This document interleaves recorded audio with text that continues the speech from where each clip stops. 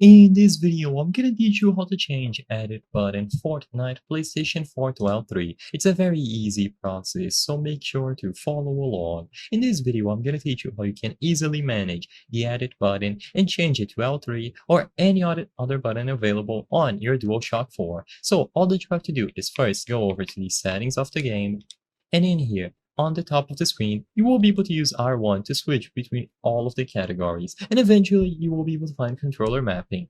Now, you will notice that I am doing this process on PC with a controller connected to my PC, but don't worry, this is going to work flawlessly on your PlayStation 4. All that you have to do when you go over to controller mapping is browse through all the options over here on the left side of the screen. So you have presets, controller platform, general building, and so on.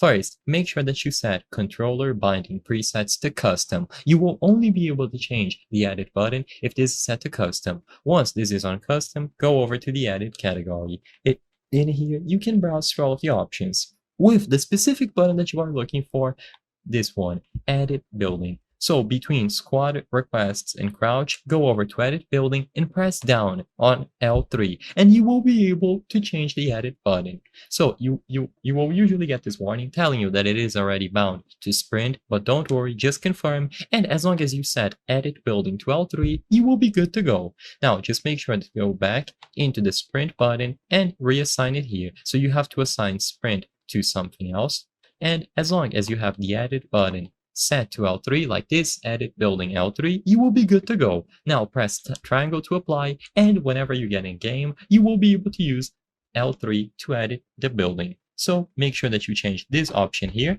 between squad requests and crouch to L3, and that is going to work inside of the game. I hope I was able to help you on how to change edit button Fortnite PlayStation 4 to L3. If this video helped you, please be sure to leave a like and subscribe for more very easy tips. Thank you for watching.